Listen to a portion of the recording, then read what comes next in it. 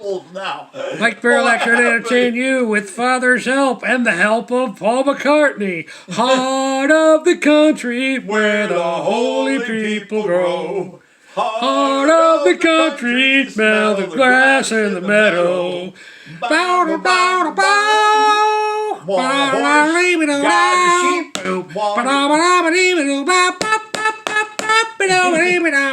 That's the best part of the song. Want a horse, got a sheep. Want to give me a good night's sleep. Living in a home in the heart of the country. So anyways. Heart of the country Okay. where the all right. holy people grow. We'll have to make a separate video you singing the whole song. Smell the grass in the meadow. But I wanted to talk a little bit. About the last video that we made together. You mentioned that that in your viewpoint that a monarchy, a king and queen, would be better because, in your words, the way you say it, a king is better at making everybody happy, right? Yeah. Mm-hmm. So they all get together and they have a meeting. Yep. All the Germany, Poland, Sweden, Italiano, the French. Yep. They all go to one guy's castle and they say, "Well, what did you do this year?" "Well, we did this. The people wanted it." "Oh yeah, well if you would have done what they wanted, it would have been better for you and better for them." "Oh yeah, I think about you are right." So when I go back, I'm going to say to them, crime. "We're all going to come over and meet at my place. I'm going to talk to you outside, and I'm going to say, I'm going to give you what you wanted. And it'll be good for me and good for you, and you'll all be happy." See, I was wrong and you were right. See? And that's the way it should be. Exactly. Now that's why I want to talk to you about this. Now you've led a pretty awesome life. I mean, let's face it. There's not many people in this world that have 3 million people that love them. Like you said, in Chicago, you had 3 million people. So I legitimately think that it is good that you share your stories on this platform, my YouTube channel here. I mean, you should share your life story so that future generations, can live by your example, and then they'll know. Well, we'll just do what this guy Paul McCartney says, because obviously, he knows his stuff. So people in the future who view this content, they'll know. That they should just have a king and queen in New York, a king and queen of California, etc., etc., etc. Yeah. So we should make these videos so that future societies can see this and go, hey, we must base our system of government on the philosophy of this guy. Yeah, get things done better. That's what I'm saying. So the future world of these dumb politicians, they fight like little kids. Right. So that's why I'm saying. No, I want that one. No, I want this, but nothing ever gets done. And well, that's why I'm saying we got to make these videos so future. No, I'm old. The two toys broke out. They go, well, we got to. Future generations can base their society on your philosophy. Sort of like the plot of Bill and Ted's Excellent Adventure. Maybe not as charming, but you can share your wisdom. I mean, because as you said, there's no way that a king and queen could ever succumb to corruption like a Democratic or Republican politician, right? Yeah. I mean, and that's why I'm saying you need to share these stuff on my channel here, so future generations have the benefit of your wisdom. That's all I'm saying. Yeah, just people getting together, making a decision. No, none of this Democrat meetings. Just people talking and discussing, hey, maybe this guy's right at a point. Right, and not necessarily this video, but maybe in the future when you're ready, in a later video, you could also talk about all the times that you outsmarted and outclassed the authorities. I mean, what are they going to do? You're old now. So I'm just saying, you need to share your wisdom. Yeah, I know the one with the smartest idea. She did go along with the smartest idea. Exactly, and that's good for everybody. Yeah, I mean, future, like I'm sorry, I didn't always understand. I guess I was too ignorant to your wisdom myself until now.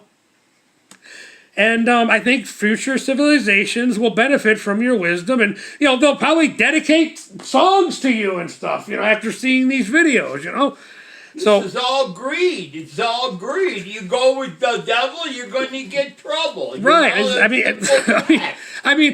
I think people would be wise to listen to somebody who has 3 million people in the world that like them. Yeah. You know what I'm saying? So, but I do have one. I do have a question about that.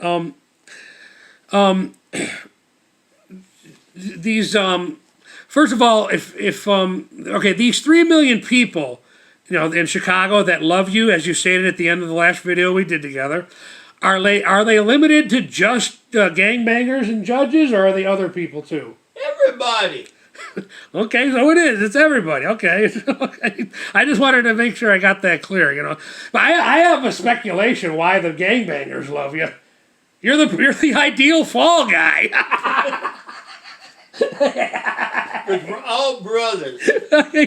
Well, I'm just throwing my own 2 cents out there. I treat them all like brothers and sisters.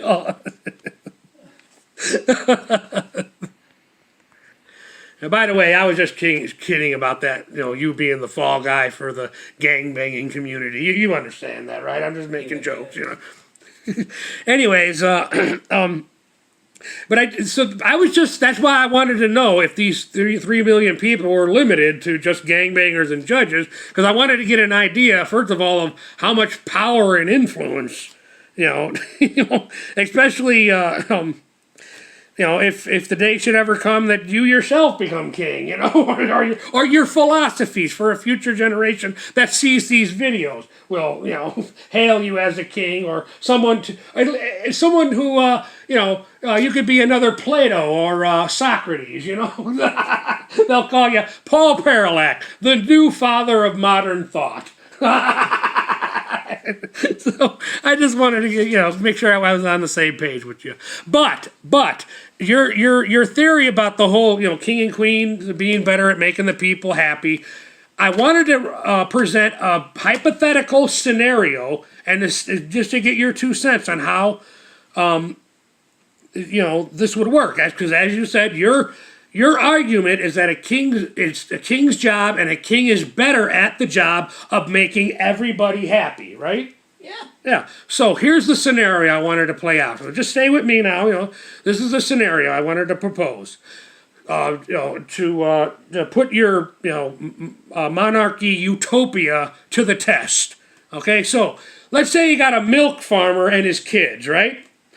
A milk farmer in a monarchy, king and queen society. You got a milk farmer and his kids versus a slaughterhouse owner and his fortune.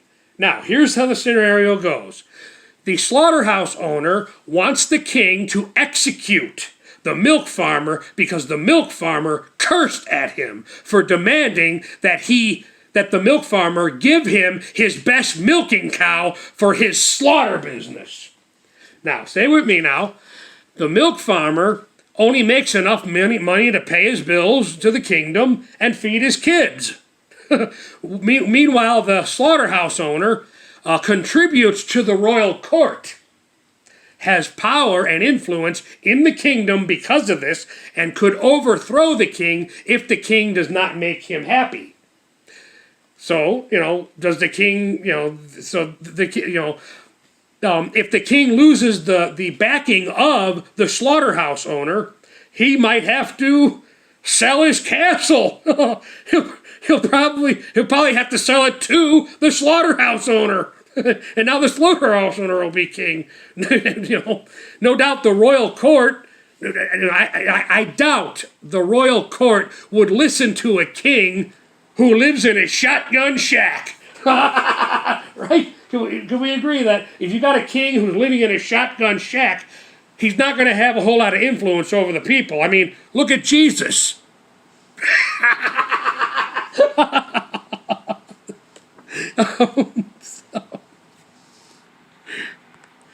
Yes, I'm saying that the slaughterhouse owner, because of his money and influence in the kingdom, he could make hell for the king. And the king wants, and meanwhile the milk farmer, has to sacrifice his best milking cow.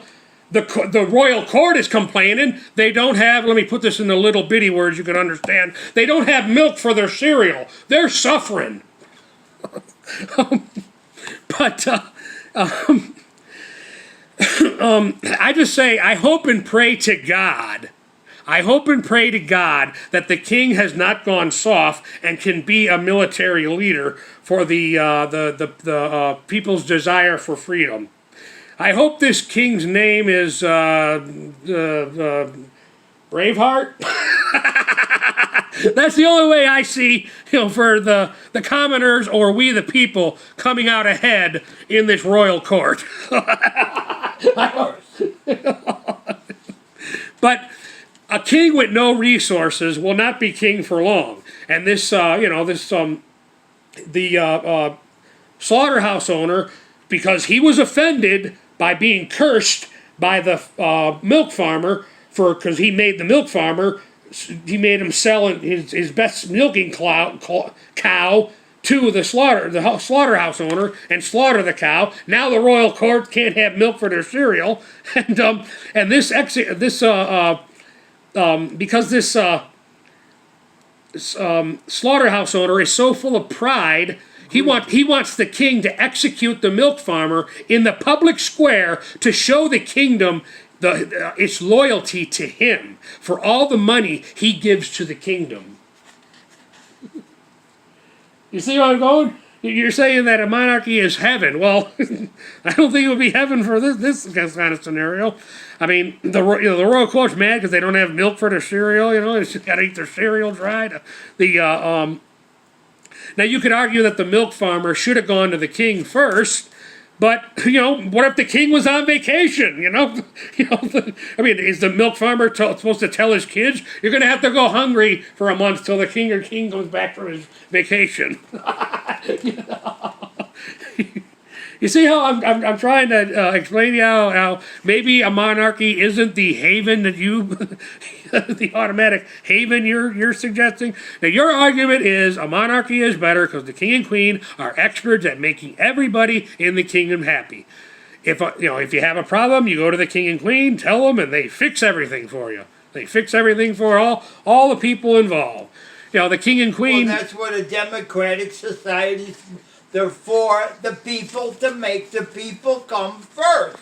Their people come first. Yes, but the Democratic Party uses that word democracy to make you think they're working in your best interest. And if that were the case, we wouldn't be giving all this money to Ukraine. Well, they want to be free. And killing all these American jobs. Well, they have no choice. We have to help them. They don't have the weapons to fight Russia.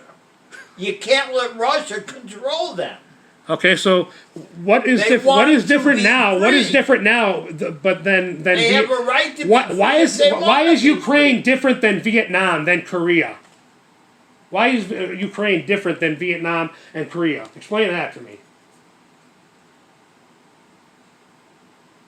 Because they have a lot of stuff that's worthless. They have oil. They have Lake is like that Ukrainian president. You think he's using the money for the people? I guarantee you, he is not. Okay, but on to my hypothetical scenario about the king and queen, and your challenge to your hypothesis that a monarchy is superior to a free society. The king and queen need money. They need money and resources to run a successful kingdom. So it's not like they can tell the they could tell the slaughterhouse owner no, because they'll use it, and then if he can't become king and overthrow the king, he can start his own kingdom then, and take all the resources and money with him. I mean, king and queen, they need money and resources to run a successful kingdom. Somebody's got to mix the concrete. Everybody who's in power has that.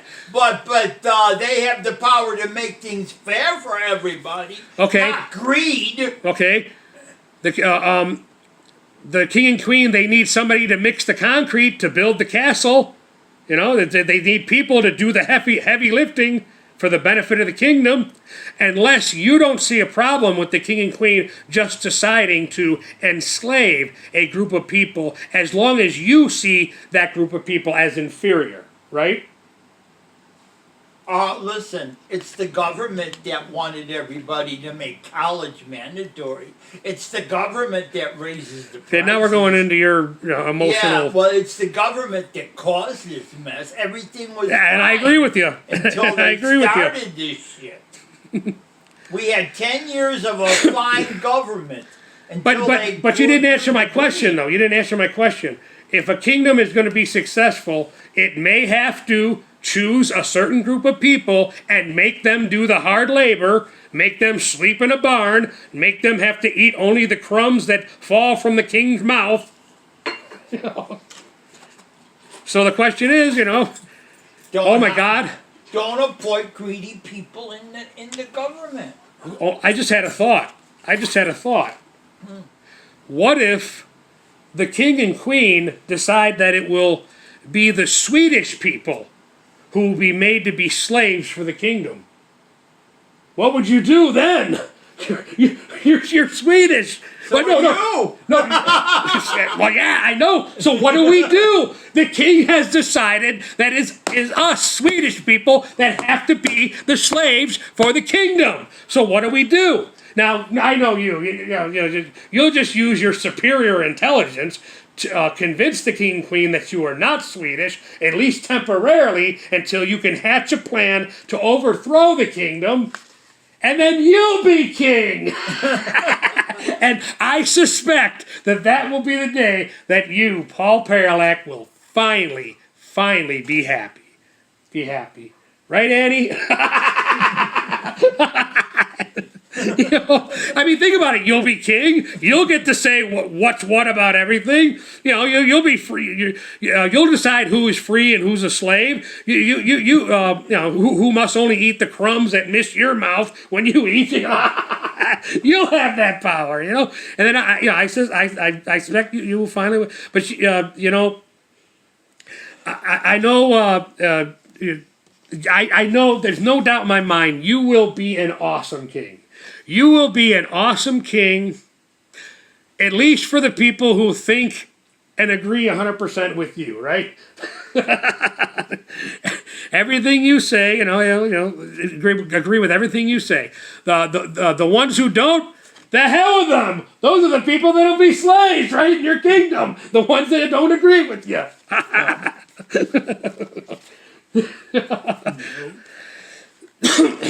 But and think about this too. There are benefits. As king, you get to have any and as many queens as you want. I don't want that. I don't care. I want one woman. And I can't get that now. I know, but okay, so yeah, you want one woman. So you see that one woman you desire at any given moment, and what's she gonna do? Say no? I don't think so. You're King Paul Parallax, right?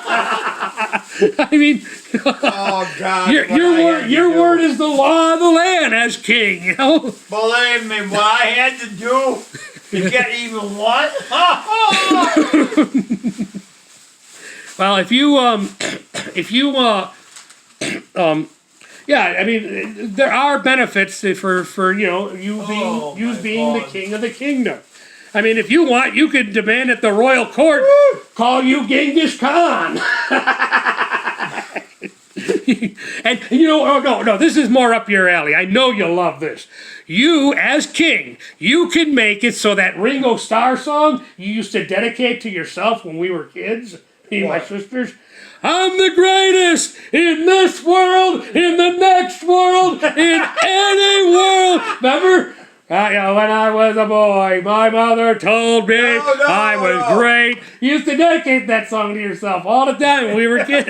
Well, like I said, if you were king in your kingdom, you could make... When I was a little boy. There you go. Way back home in North Lake, Illinois. My mama told me I was great. I rest my case. The defense And when rep. I was a teenager, I knew that I had got something going right. My friends told me. But you know what? I was great. Okay, in your kingdom, I know technically I'm going to be the prince because you're my father, but I just have one, even though I will be the prince, I just have one humble request. You are a prince. In your kingdom, even though I'll be prince, I also... You are a prince. Yeah, okay, but that's beside the point. I have one humble request. In your kingdom, please let me be the jester. Why? Let me be the jester of your royal court. I have faith that your kingdom will provide me with limitless material. That's all I ask. So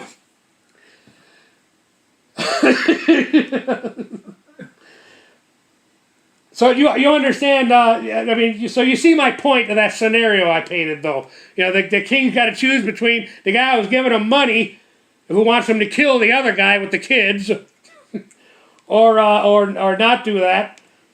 Or you know what the government would do? The government would say, okay, kill the farmer, but the government will take care of the kids. Yeah, that's working out really good in our society here. Okay, score one for you. Maybe the king would actually honor the wishes of the dead father for his children. Unlike our government. You did in the 80s. Unlike our government that basically tells parents to go to hell and let the government say what's what. All right.